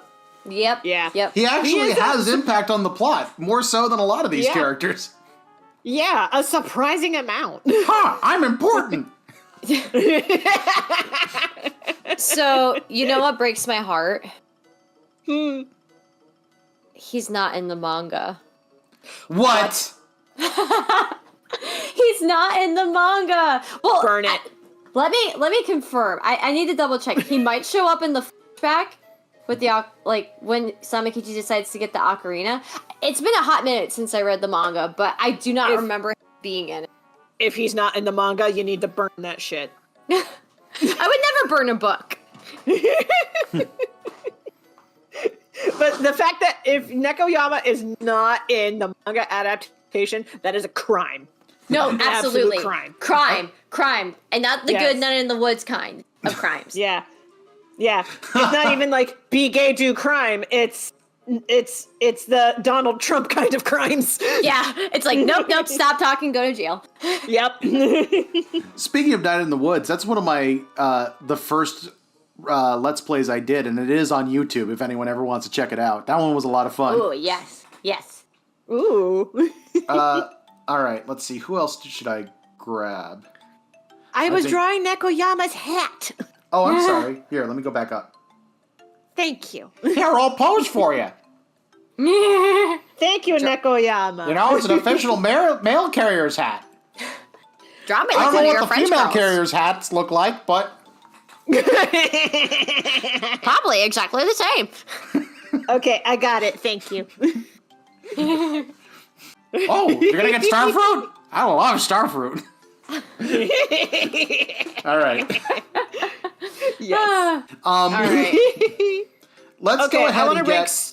Oh, what'd you want to do? I was gonna rank Squid. Just knock him out real fast. Yeah, Yeah. I was actually gonna grab all the people from the Sea of Death. Yeah. Okay, that's cool. fair. Let's start pulling them up. Just group them all. Yeah, I figure it's saves some time. Yeah. Squid, Okay. though, very high tier. Shockingly, I agree. Well, no, not shockingly. We've all had kind of similar opinions. He's fun. I like Squid. Yeah, Squid is definitely, like, the person in the Sea of Death who seems, like, to have maintained a degree of innocence. Yeah. Like, It's also Okay. worth noting he's the only survivor. yeah. He is. Yeah. I'm just gonna put it up here because it makes me laugh. Put him next to Taruko. Okay.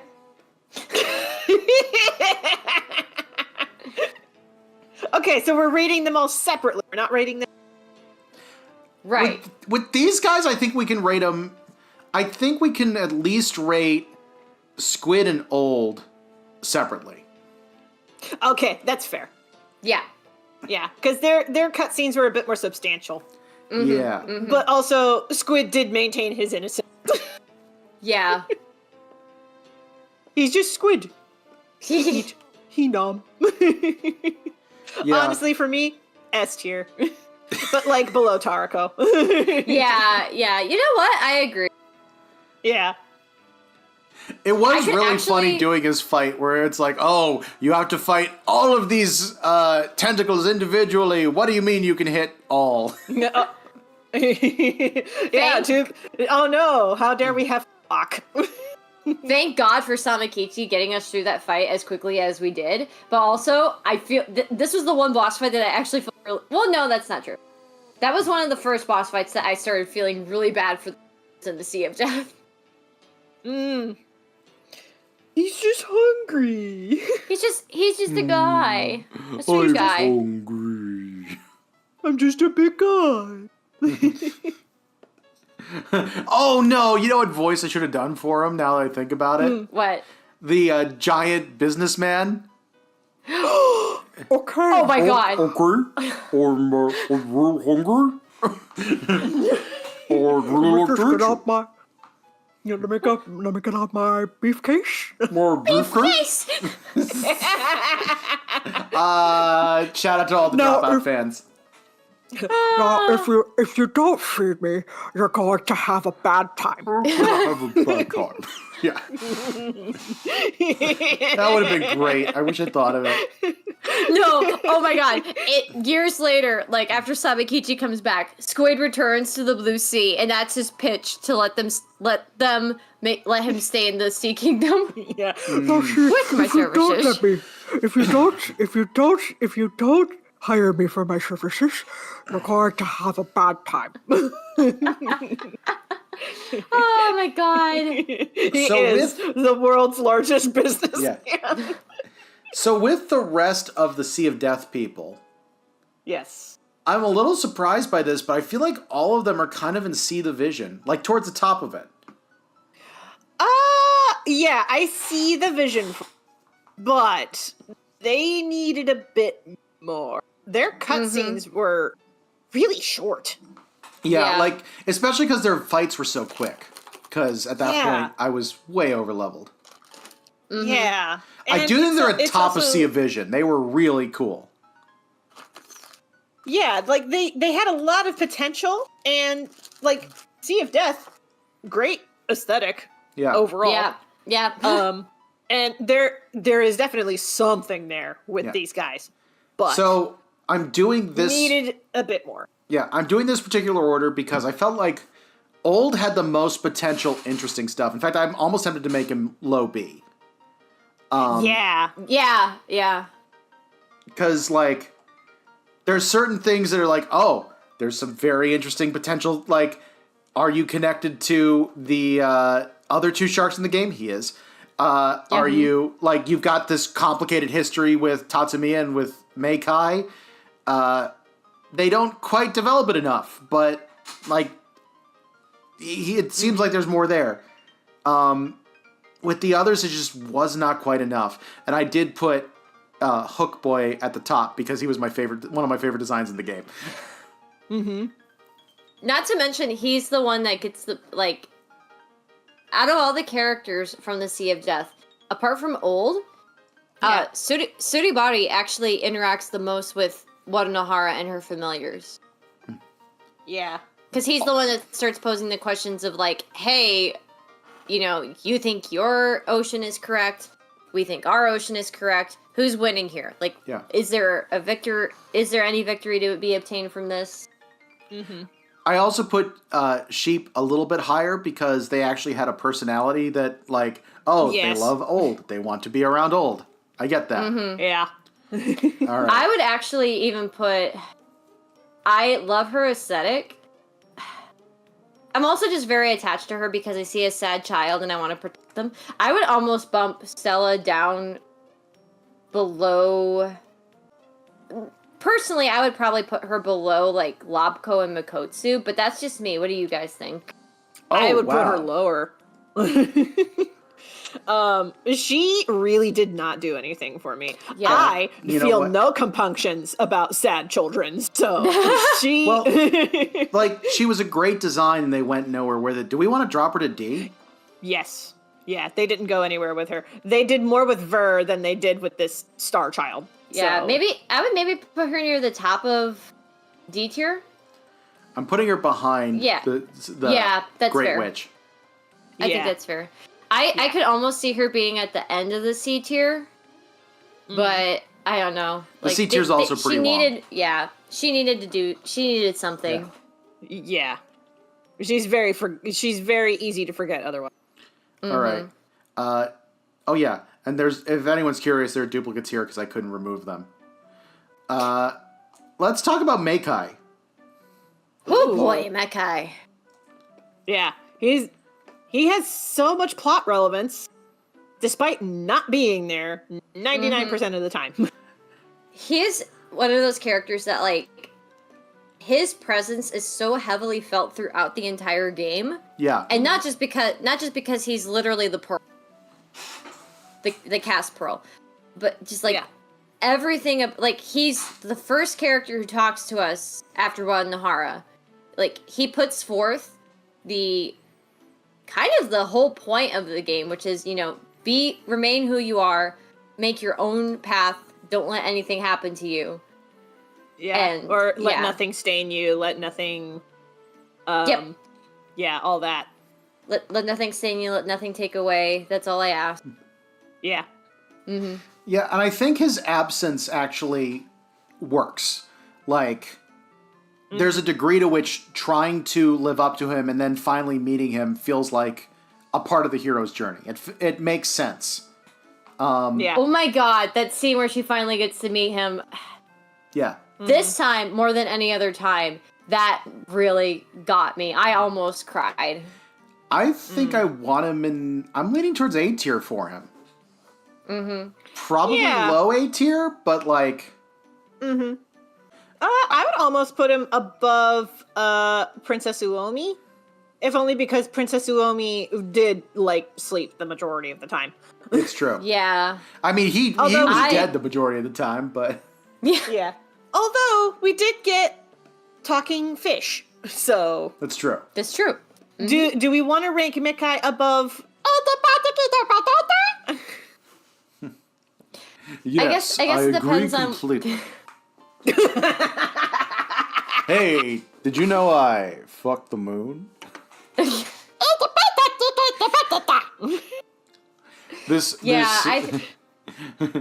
These stars in my hat, they're not decals. You up? Yes, I'm literally right. Lore-wise, I definitely think I prefer him, but just for the context of our playthrough, I think Uomi probably could go above Meikai. Okay. Okay. Yeah. All right. We're getting I'm good with into that. the last few. Let's The final countdown. do. All right. Okay. Uh, Let's talk about Daddy. yes. Artemis. Artemis. The fact that he is powered off of puns kind of leans him into A tier for me. Yeah. What? Really? But I'm a sucker for puns. It's true. It's true. He doesn't do anything, which is sad. Yeah. Yeah. I'm actually. I think the gimmick. I'm kind of in C tier because it feels like they had a lot of ideas for him that they did not deliver on.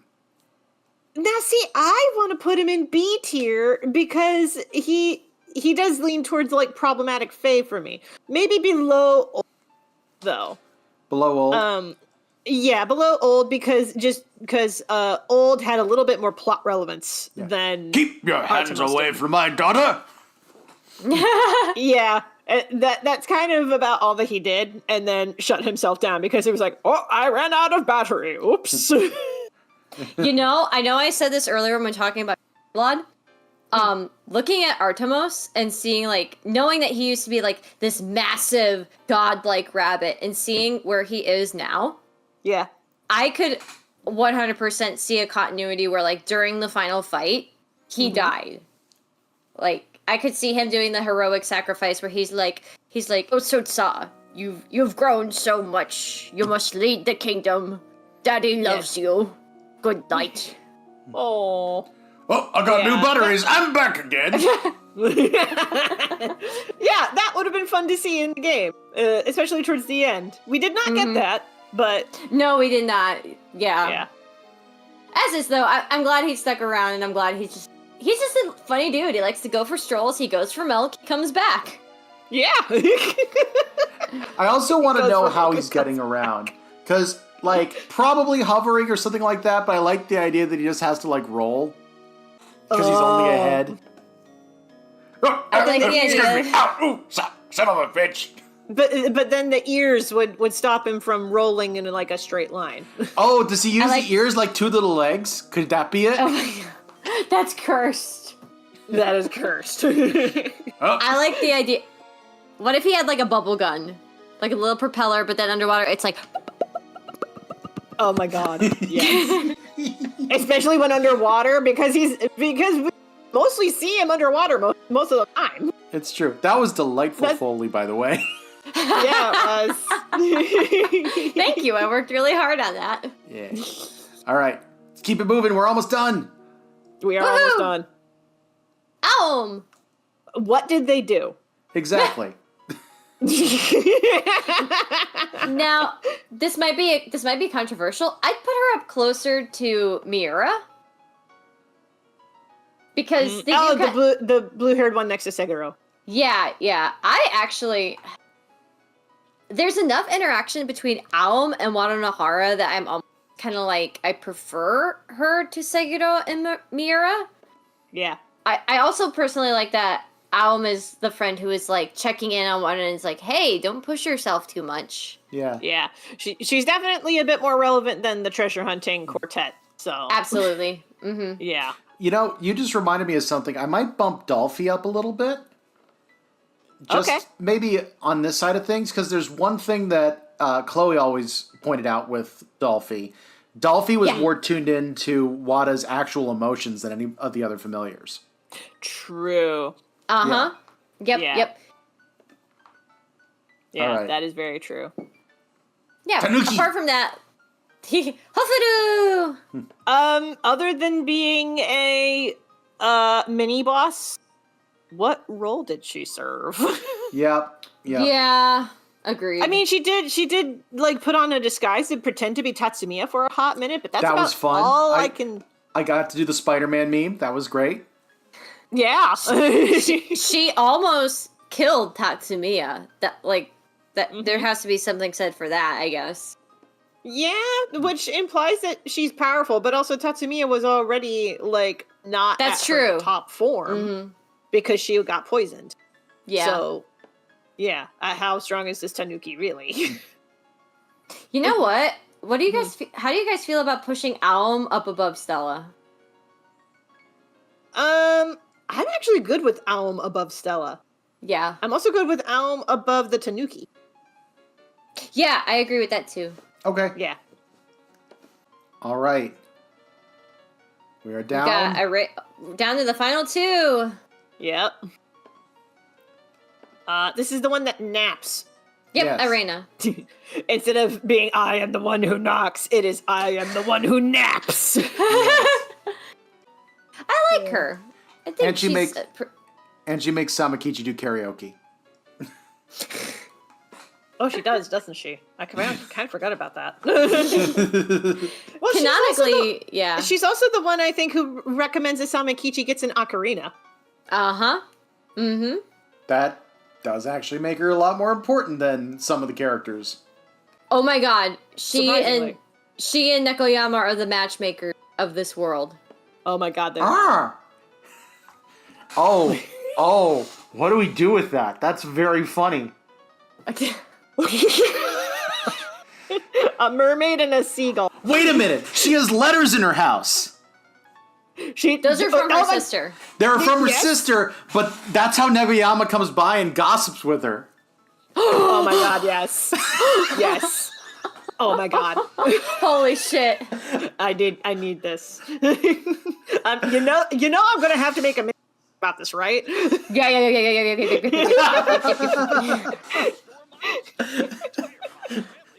Okay, Ooh, well, knowing Jessie. this... Okay, I'm sorry, I am blanking on this girl's name. Arena. Arena, thank you. I don't know why I struggled with her name. It's just, she's... maybe it's just because there's so many characters in this fucking game. Yeah, that's fair. It's true. Yeah. But yeah, no, surprisingly plot relevant, this one. Yeah, Arena. Okay, in that case... she's somewhere, for me, she is somewhere between Memoka and Idate. Because it is very She's cute that that high, really. I think so. Because she is plot relevant, and that plays a part. That does She's help. also... Yeah, it does help. She's also just like... I know that initially when she was in... I read her being like, come lay down and have a nap with me, as like a, oh, this is some foolery going on. Oh, ho, ho, ho, ho. This Sapphic game is about foolery. obscene things and prosciutto. A lot of her books about obscene things in prosciutto, yeah. But it's also like, yeah, no, sapphic foolery, yes.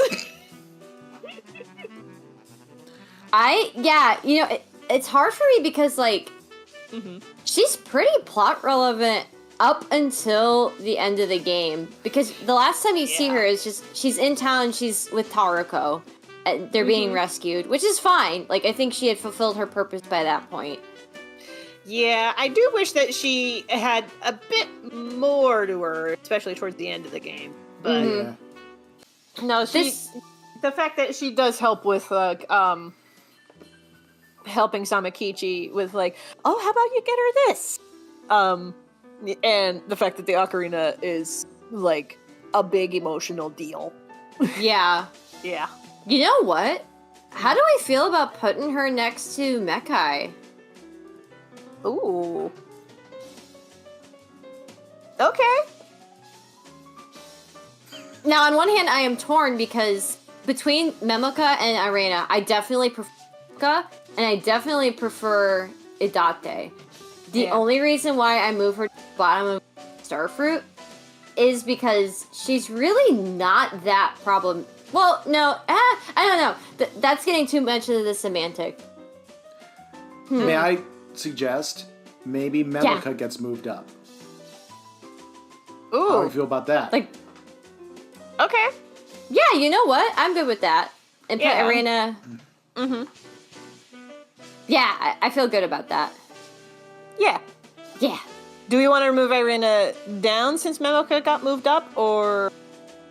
I moved her on the other side of Memoka. She's still in A. Were you saying she goes to Yeah. problematic faves? She doesn't feel like a problematic fave to me. Yeah. Yeah, she hasn't committed war crimes. She hasn't beaten anybody up.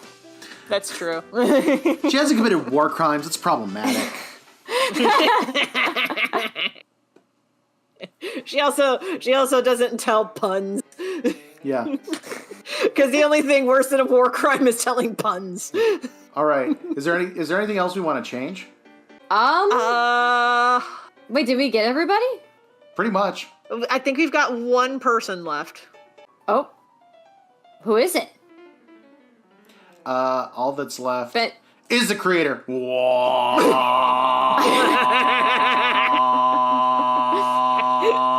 problematic fave. Wait. You're making. There we go.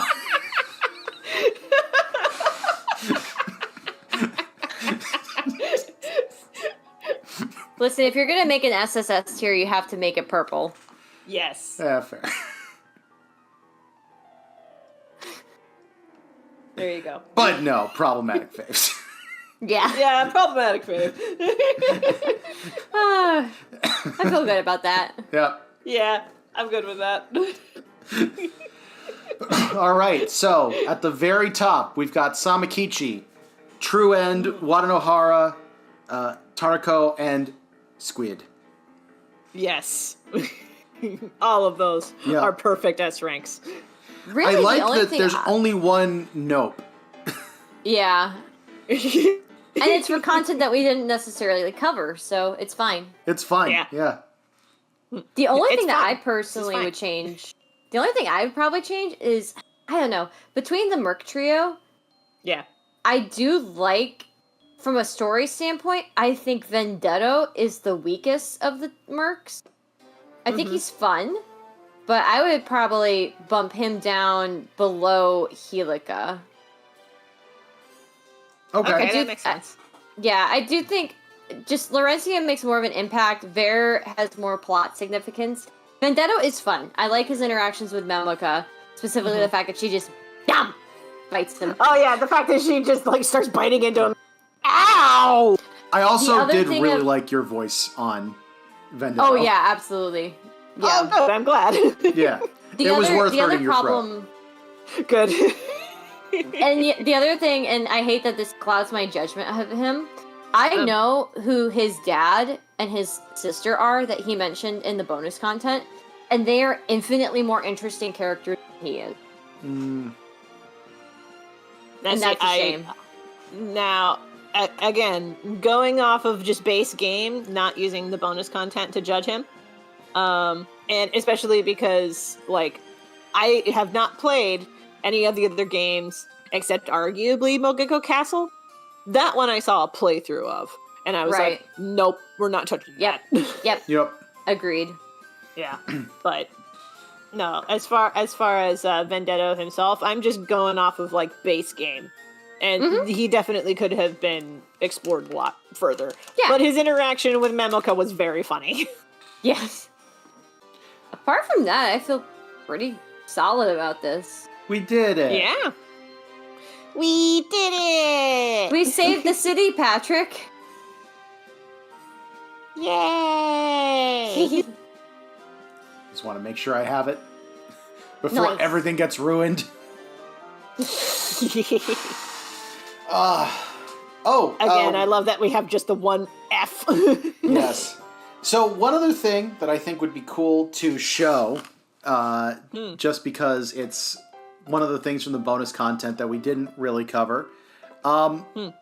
If you only watched this through the YouTube streams, you didn't see it because I actually cut out this little bit of trivia we got. But there is an epilogue in the reboot that shows the far future when Wada and Samakichi have a kid. Yes. Oh my gosh. Yes! This little shit. Listen, I need you to understand, when they dropped this artwork, Yeah. I about had a heart attack. I was like... No, I imagine that most of the fandom was like shit bricks seeing this. And of course, naturally, the first thing that pops up is the meme of the guy with the cake that says, "Congrats on having sex." Yeah, that's definitely a that Wadanohara.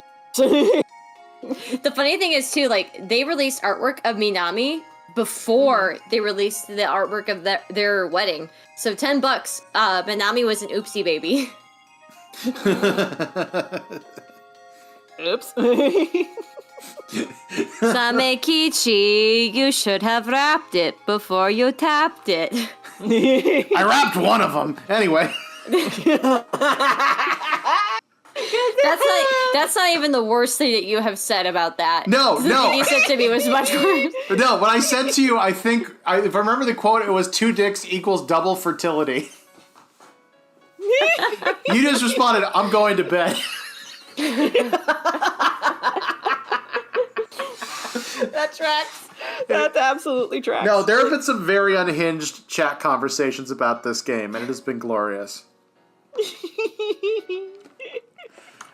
Here, wait, before, I'll post it in the chat. There's actually, I found the artwork of their wedding is actually really cute. Okay, here they come. Okay. There they go. It's processed. There they are. Oh, it's a Japanese-style wedding. Yeah. Adorable. Pull it up on stream. I'm working on it. If you can. They're You tiny. got the boss of me. Anyway. Oh, actually, hang on. I got one more image to share. I also like that, like, while he was doing all of his combat stuff, he didn't bother wearing an eye patch. He just had the scar over his eye. She's like, you need an eye patch. Yeah. I'll be real. I straight up forgot which eye he lost. So I was looking at this artwork and I was like, does it just change? I love the idea that she gets him a patch as a present, but she gets the wrong eye.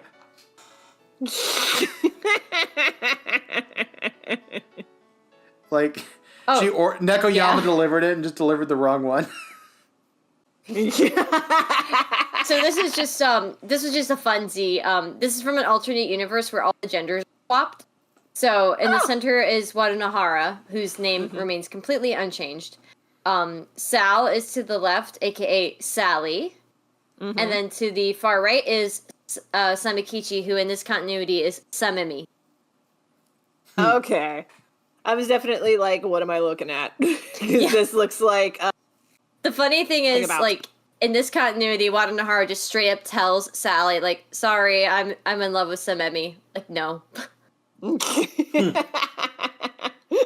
Yeah, this version of Wadanohara look not put this shit. I'm just picturing Wada seeing this and being like, oh, I'm tall. Like, can you teach me how to be taller? Look, being tall is not something that you teach. You just are. Man, I'm sad because there was this one artist that made the best, like, Wadanohara artwork. Like, they had a very distinct style.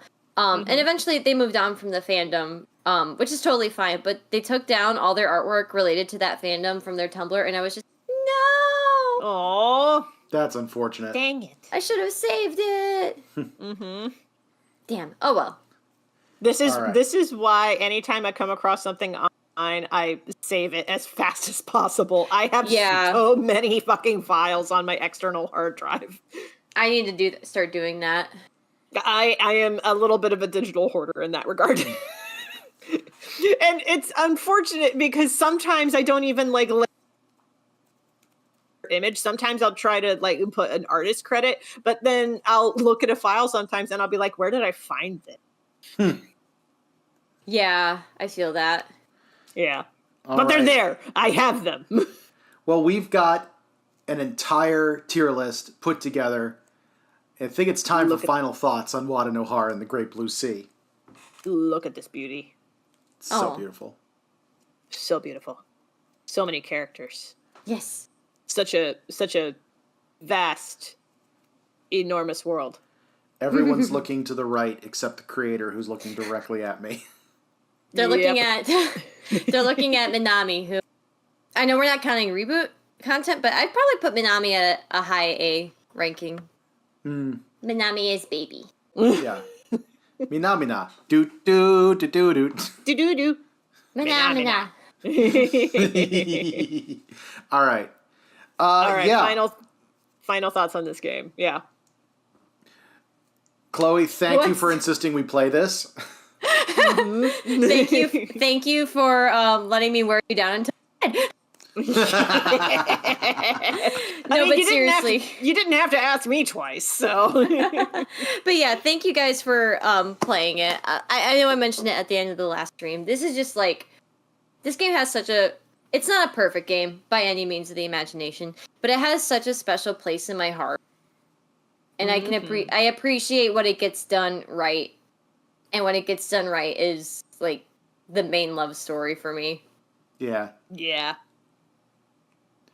Well, I'm glad I'm glad that I got to play through it. This was a lot of fun. And I love when I get a game that's completely off my radar. Like, I don't know how I missed this one entirely. Yeah. I'm really happy to not only introduce Ben to this game, but also to relive some elements of the game that I had not visited in a very long time, because I fell out of the fandom there for a little bit. So it was good to revisit and see what was so charming and adorable about this game. Yes. Yeah. Also, now I get to bug you guys about my fanfiction and my headcanons, and you'll actually know what I'm talking about. Yep. That's honestly been a lot of fun. And we can help you with some of the story bits. Yes. There were some dropped in this stream that I was just like, write that down, and oh crap, I can't remember any of them already. There was the Nekoyama and Urena one. You went pretty crazy for that. There was that one, yeah. Yes, Nekoyama and Urena. Just watch the replay of it. It's fine. Oh, there you go. That's true. There you go.